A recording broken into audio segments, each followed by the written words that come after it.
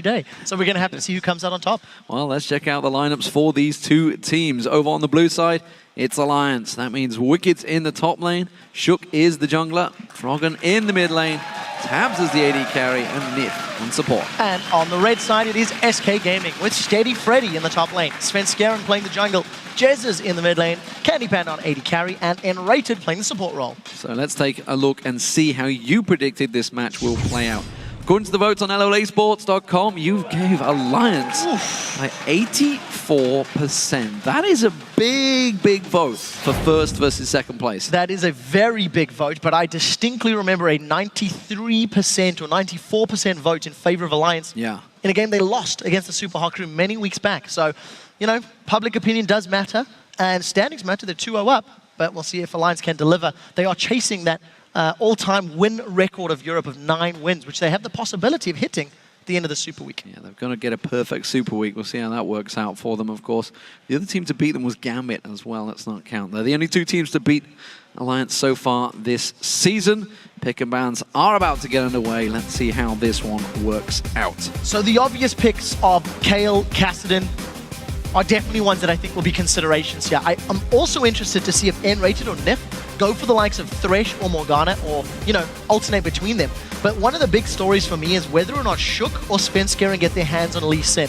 Shook has played Lee Sin 9 times this split. Sven Skaren has played it 8 times this split. It is definitely a de facto go-to jungler for both of these teams, and I feel Shook and Sven are currently the strongest Lee Sin's players in the jungle in the European LCS. Well, the fact that SK have banned out Elise tells you they may be focusing towards it. Freddy's Aatrox banned out there. He's been playing that the last few games. Of course, Zig's taken away, kind of a standard, that one.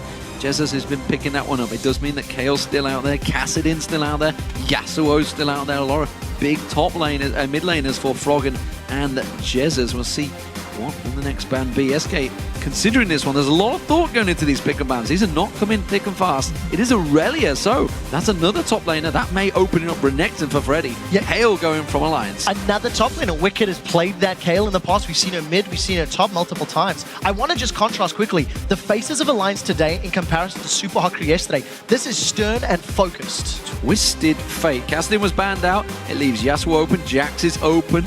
Of course, you've also got Renekton open, and there is the Lee Sin you were talking about. Sven Skaren is going to be the one to lock that in, and Morgana, who has been banned out quite regularly, will be picked up by Enrated. So the question for me, do Alliance go for their bottom lane, potentially locking in Thresh Lucian, Braum Lucian, Nami Lucian? It is a possibility for Tabs. Tabs could also go Caitlyn if he wants to, and he's been doing a very good job with Caitlyn in recent weeks, you know, especially on 4.10. The Lee Sin lock is not too surprising for me, but my wonder is, does Shook go Evelynn and just play that sort of split push gank with Twisted Fate combination? Or does he want to play a different jungler and surprise everybody? Definitely taking their time on the side of Alliance. Well, top lane Lulu is what we saw from Wicked yesterday. It is a possibility in there. Evelynn, you would feel, would be the fallback champion for Shook, of course, with Elise being banned out. Jarvan has been picked up by a number of people, but Shook has yet to show that one as far as I remember. Yeah, you know, Shook has really been sticking to the sort of trifecta of champions. 9 games on Lee Sin, 5 games on Elise. This will only be his 2nd game on Evelynn if it gets locked in. And in terms of the duo, in yesterday's composition, Alliance ran Caitlyn and Zyra as their duo lane. And the Zyra was primarily to deal with a very aggressive, in-your-face dive set of champions, and that is a very quick lock-in from the SK side. That is a Caitlyn choice over a Lucian choice. Orianna also being locked in. Maybe Jesus thinks he can go for that record, but Kog'Maw gets picked and locked by Tabs alongside Nami.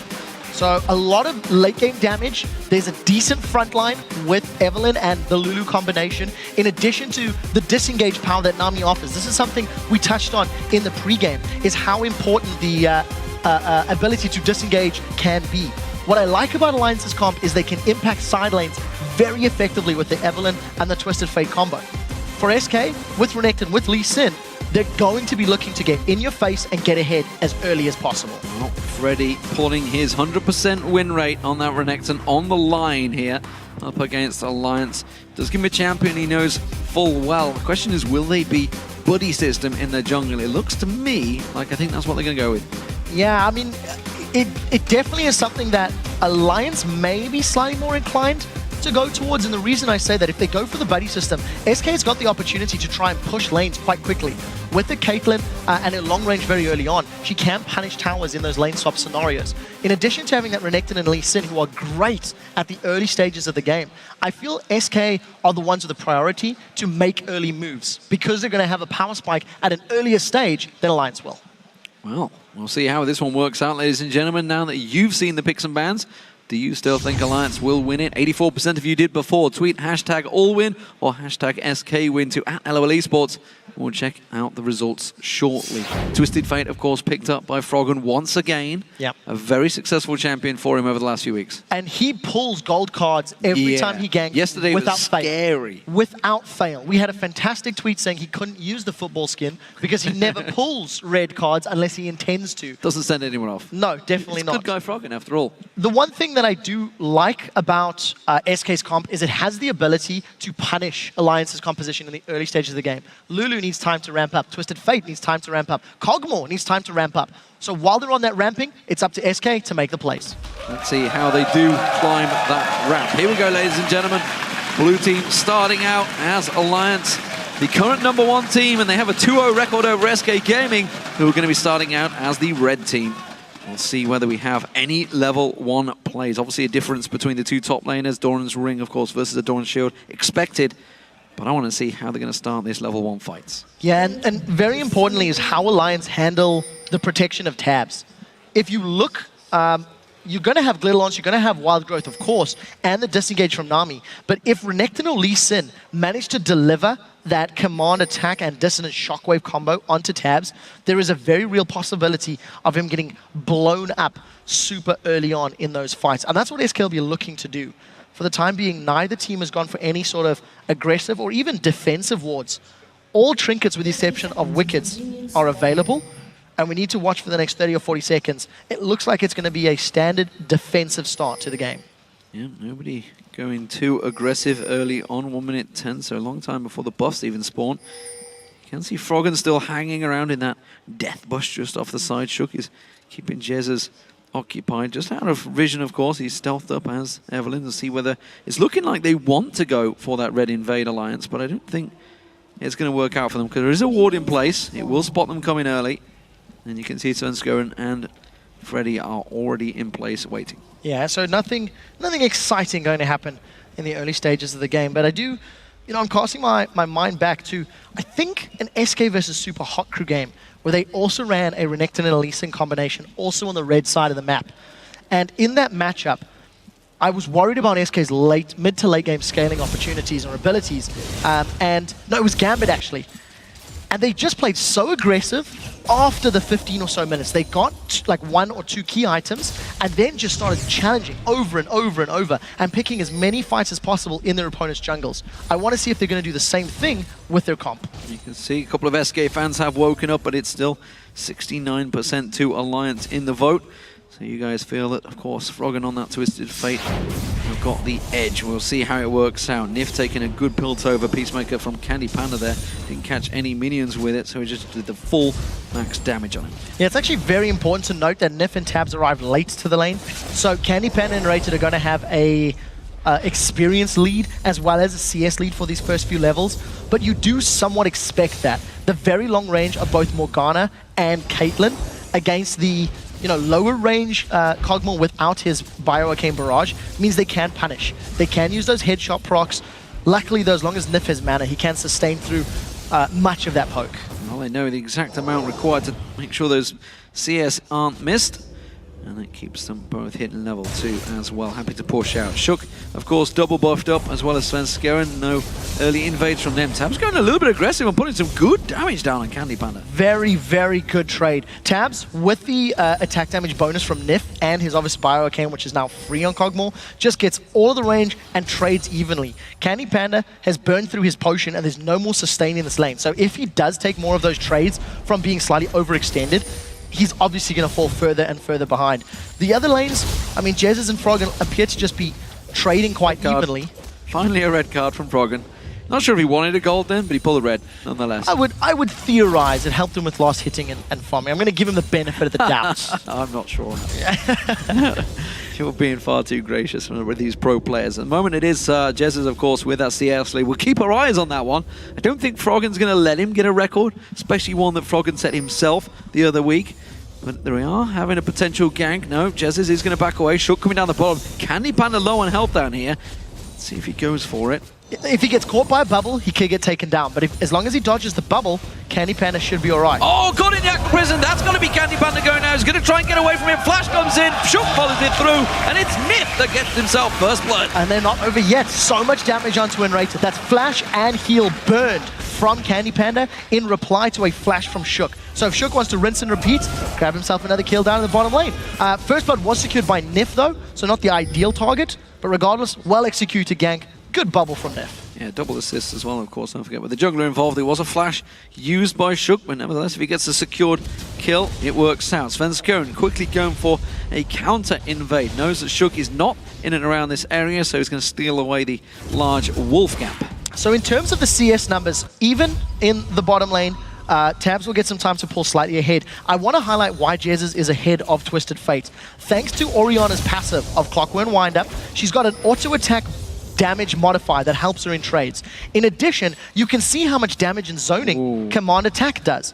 So we do see they're considering a dive, but once Shook shows his face, they're going to back away. Another red card. Oriana's always going to do well in the early stages, and once Froggen gets some more items, maybe working towards an Athene's, if he wants to go that route, or rush Morellonomicon, that will help him with his wave clear, that'll help him keep further back and trade somewhat more evenly with Jez's Oriana. Freddy sticking with his triple Doran's build in this top lane on Renekton. 2 swords along, of course, with that shield. Despite the changes, he's sticking with it. So it's interesting to see how Freddy goes with this one. Remember, they got that big 100% win record. Did teleport back to the tower as well. Wicked yet to go back, so he's going to hold out. I think he wants to get himself that chalice early on. We'll see whether he goes with the triple Doran's ring, of course, which a lot of people on Lulu have been building. He's missing a lot of CS here. Yeah, and if memory serves, yesterday Wicked did not actually go that route. He went very early Ionian Boots of Lucidity. Well played by Freddy. And I think Wicked's actually got enough money to pick those boots up if he wants to do a similar sort of build to yesterday. Typical, as we're going to talk about, he's going to grab himself Dawn's rings. I'll bet you any money. 1, 2. Yes, there we go. He cheated. He cheated. Yesterday I said triple Doran's, he goes Ionian. Today I said Ionian, he goes triple Doran's. End of the day, there's multiple options. Considering Freddy's got so many Doran's, he needs something to continue spamming Glitter Lancers as well as the additional HP to help out in trades. So we may see a fairly extended laning phase from both of these teams. No one's even made any gestures towards Dragons, and in straight up lanes, it generally means Dragons come later. Yeah, it's something, honestly, we only see the 3.5 minute Dragons maybe once a day at best, whereas of course North America, you're generally seeing it every single day. Just different styles, longer laning phases. Svenskeren spotted out by that ward, that's going to give him vision. Of course, Froggen will be well aware of that. Tab's caught out with the Dark Binding, it's not going to get followed up on though.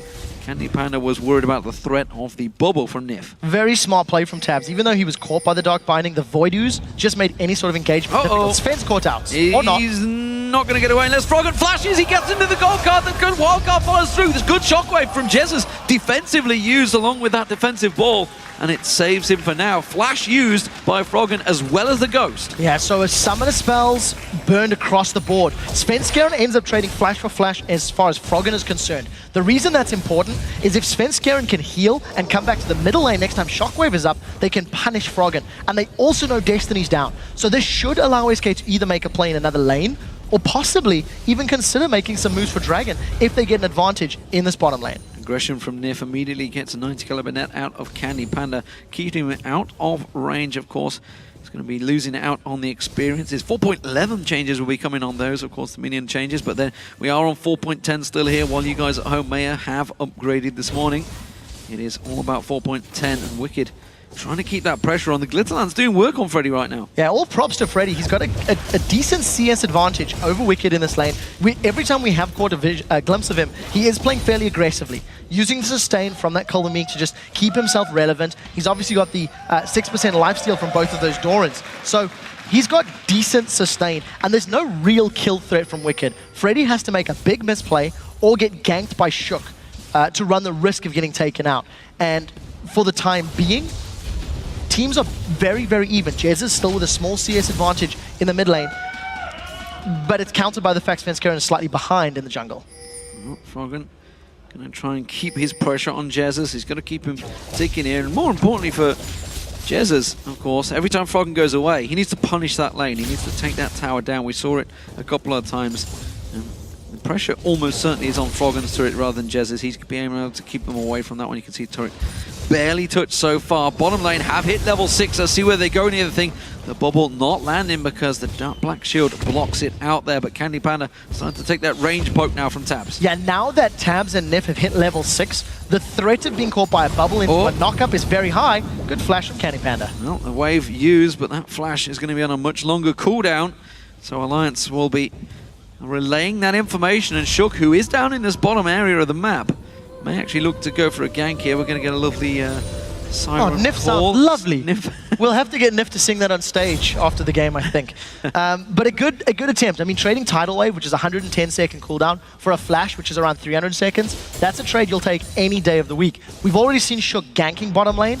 Well, Candy Panda had his flash, and he hasn't returned since. Destiny's almost available. Shook should be able to gank. So if SK push at all in that lane, there's going to be the threat of Froggen jumping in there to join a party. So CS being gifted across there, the Wolves to Froggen. Maybe he feels there's a bit of a challenge laid down by Peke yesterday. I'm not too sure if he's going to be quite catching it. At the moment, Jez is looking strong for it. We'll see how it works out between those two mid laners. Froggen, I think he's got his mindset on ganks more than CS, and he'll be looking around to try and go aggressive. Let's have a look at Candy Panda and see what he's building here.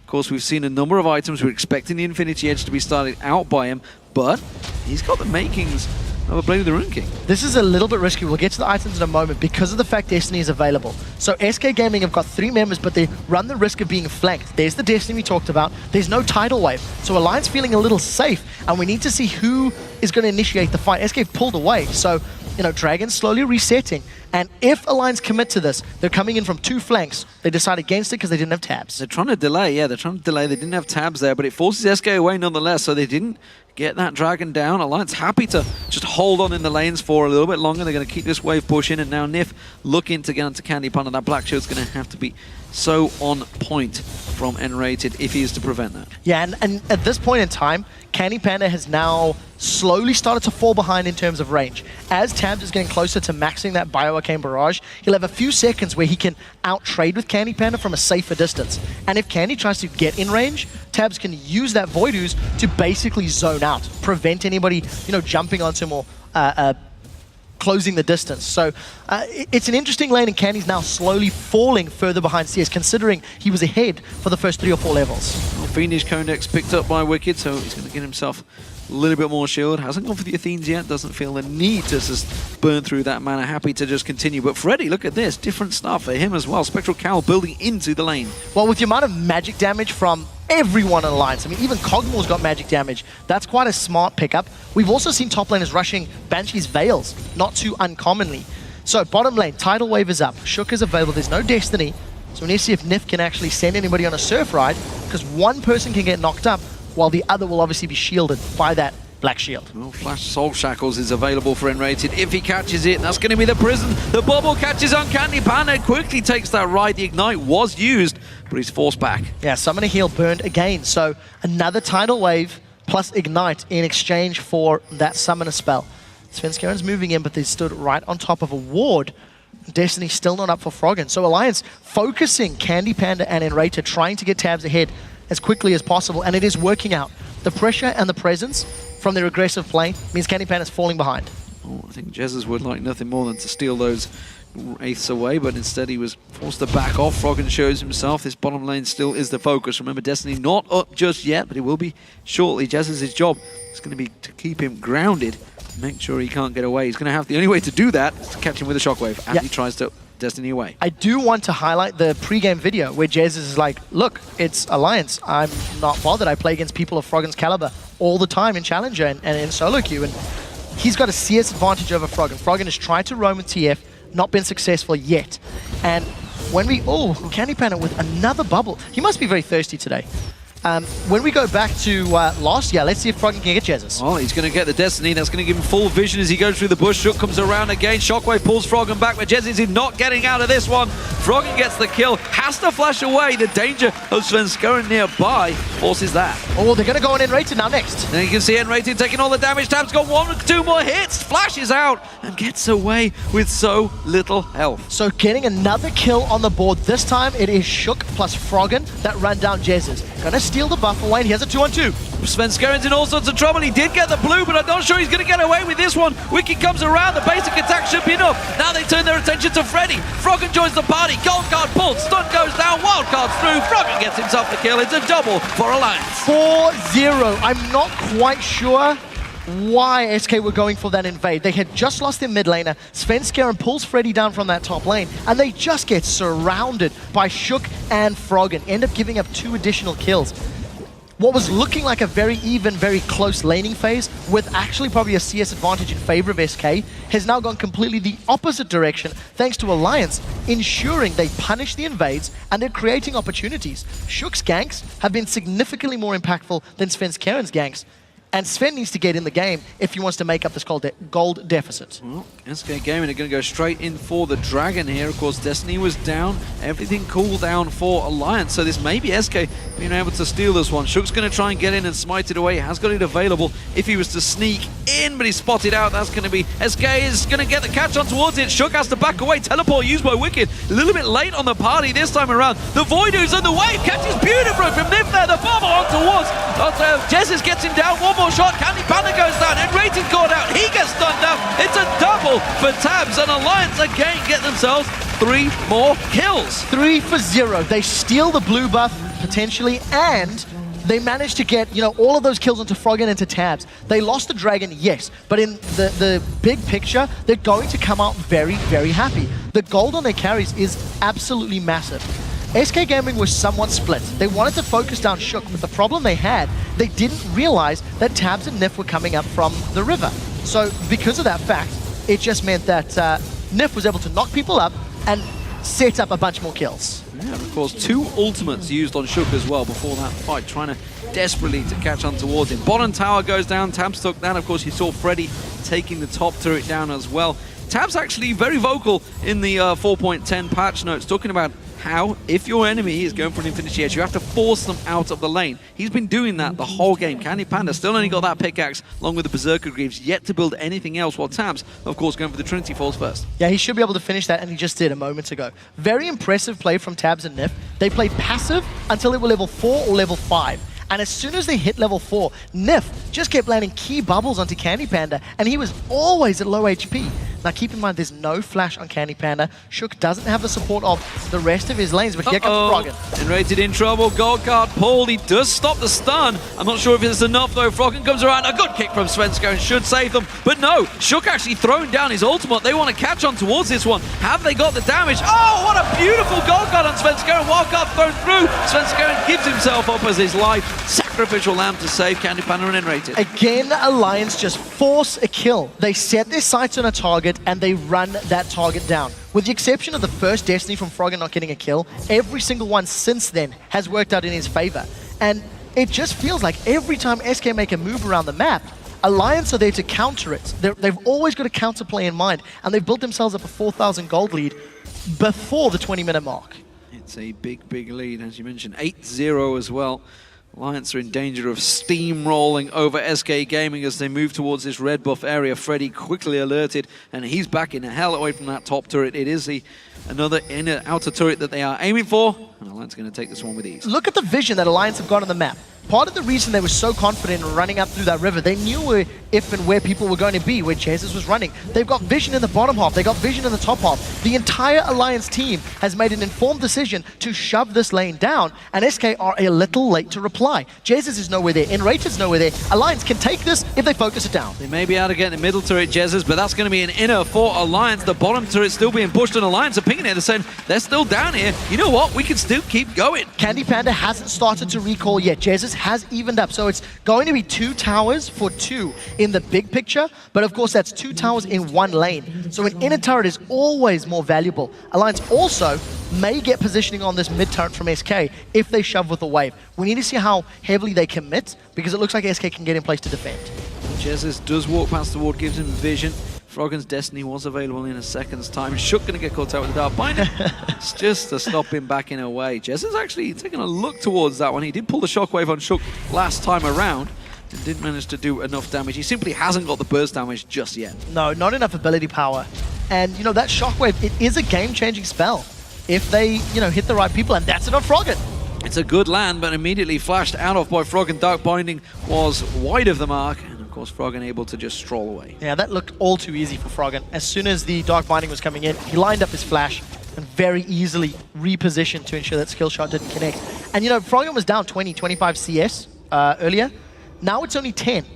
He's made up that deficit, and that's discounting the tower kills as well as the 2 kills and 4 assists that he's grabbed. He's made up quite a bit, let's put it that way. He's put himself very much in the lead in that matchup between the 2. Hourglass already completed. Infinity Edge now picked up by Candy Panda. Much needed item for the AD carry as SK look to start grouping now. Of course, Dragon up in a minute and a half. We'll see whether Alliance do manage to push any objectives. We can see Froggen is going towards the top wave. He's going to clear that out.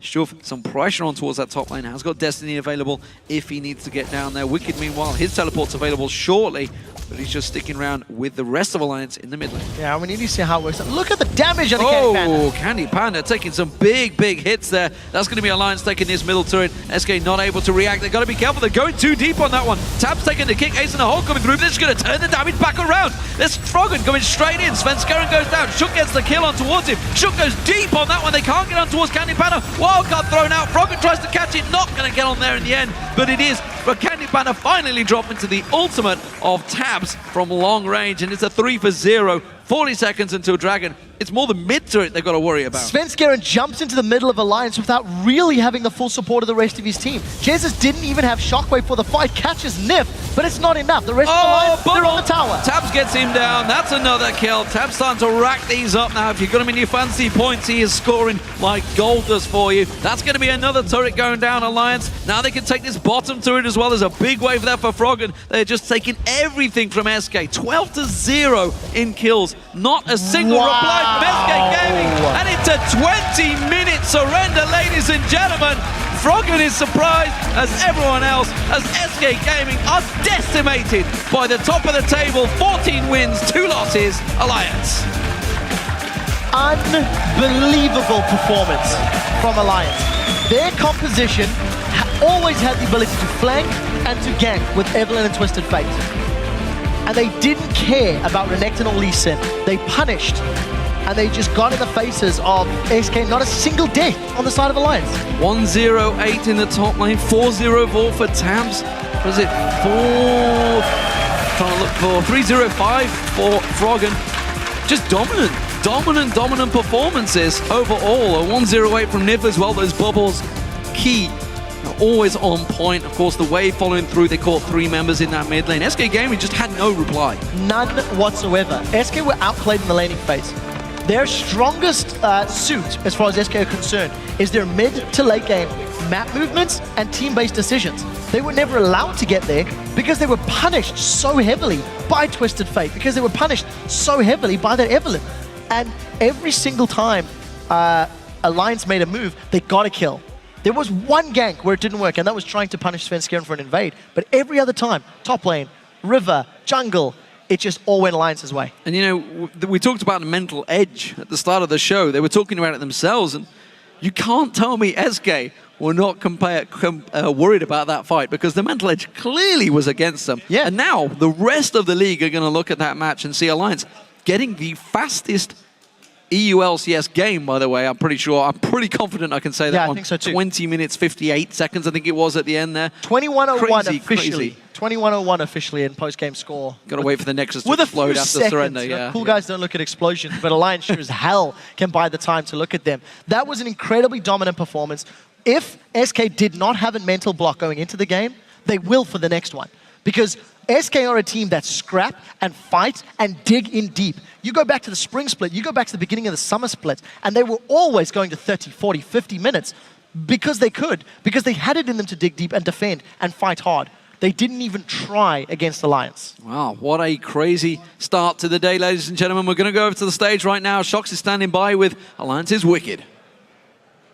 Thank you very much, D-Man. I'm Eve, your Shock supporter, joined here by the victorious Wicked of Alliance. A fast and swift victory for you guys in the first game of the day. You guys were confident going into this one, I can presume, 2-0 up already. What did you guys think after picks and bans? How did it go? Well, we got all the pick and bans we wanted. Everything went according to our plan, pretty much. And we just wanted to play it out. And then, unlike Jesse said yesterday, they wouldn't make mistakes. They managed to make a lot of mistakes, and we got an advantage out of that. So when you have an advantage like that, and the team that is second in the league right behind you and maybe one of your biggest competitors going into the end of the season, and they surrender, does that give you a confidence boost somehow? So I feel like in League of Legends, there's a lot of mentally, and I think SK is extremely strong, but they weren't on their game for this game. So it doesn't give a huge confidence boost, because if they had played an amazing match and had played really good and we beat them, that would give a bigger confidence boost for me, because I think they're really strong still. Well, you guys overall also seem very confident. You opting for the Lulu here in this matchup. What do you think of the current meta? How does it suit you? I think the current meta is a lot of fun right now, because a lot of 1v1s, sometimes there's jungle ganks and so on, but there's not that many 1v2s anymore, and I like that a lot. Also, I learned to hit skill shots, which is nice, because I can actually play stuff like Lulu, so it's good. Which is nice indeed. Thank you very much, Wicked. Thank you. All right, we're going to take a quick break, but when we come back, Roccat takes on Millennium. Don't go anywhere. We'll be back in 3.5.